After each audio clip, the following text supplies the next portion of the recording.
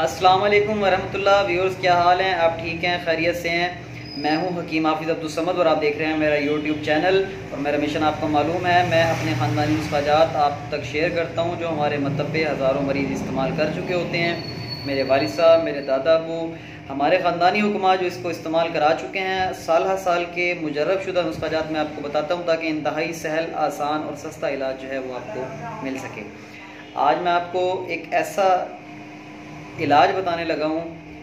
पाकिस्तान के अक्सर लोग इस मर्ज़ में मुब्तला हैं। मैदे की हरारत, उसकी वजह से मुंह में छाले निकल आना। मैं इसकी वजूहात आपको बताता हूँ। मुंह में छाले जो निकलते हैं उसमें सबसे पहले हम इसके असबाब और वजूहात देख लेते हैं। हमारे यहाँ मिर्च मसालों का इस्तेमाल बहुत ज़्यादा है। मैं मतलब पे आने वाले अक्सर पेशेंट्स को जब परहेज़ बता रहा होता हूँ तो मैं उनको बताता हूँ कि आपने मिर्च का इस्तेमाल कम करना है। तो उस वक्त वो मरीज़ कहता है कि हकीम साहब अपना सालन अलहदा बनवा लूँ। तो मैं उसको हंस के कहता हूँ कि हाँ जी, आप बीमार हो चुके हैं तेज़ मिर्च खा खा के। घर के बाकी अफराद तेज़ मिर्च ही खाते रहें ताकि वो भी आपकी स्टेज पे आ जाएं। तो मैं ये बोलता हूँ कि आप सब के सब घर वाले नॉर्मल मिर्च का इस्तेमाल करें ताकि बहुत सारे अमराज से बचा जा सके। एक तो मिर्च खुद पिसवाएँ, बाहर से तेज़ाबी मिर्च चोकर होती है उसको तेज़ाब देते हैं, जिसकी वजह से तेज़ाबी मिर्च वो ज़्यादा नुकसानदेह है। मिर्च आप खुश्क करें, उसके बाद उसको पिसवाएं।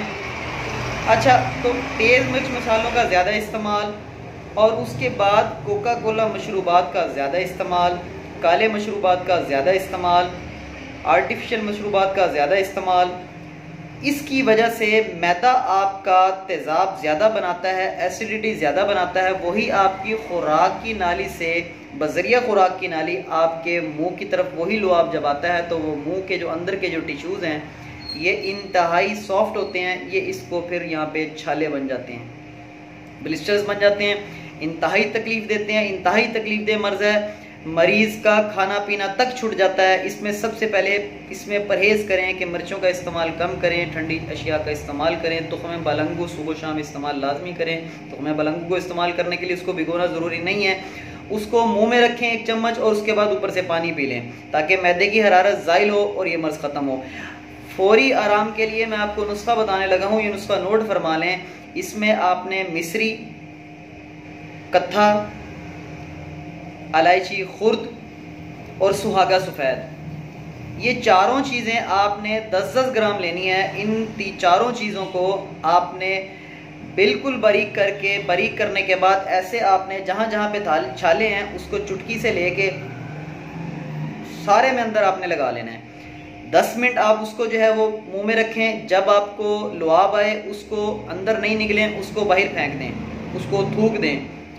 मिस्री, कत्था जो है वो आपने गंडेरी वाला लेना है, जो अच्छे किसी पान वाले से, जहाँ पान की बड़ी शॉप्स हैं वहाँ से आपने लेना है कत्था, वो आपने इस्तेमाल करना है। अच्छा आला क्वालिटी का कत्था हो वो आपने इस्तेमाल करना है। मिस्री, कत्था, इलायची खुर्द और सुहागा सफ़ेद, ये चारों चीज़ें आपने बराबर वज़न में लेके इसको बारीक करके ग्राइंड करके घर रख लें और इसको आप अंदर इस्तेमाल करें, इसको लगाएं। और 7 तुख़्म बलंगू का इस्तेमाल सुबह शाम करें ताकि मैदे की हरारत ख़त्म हो।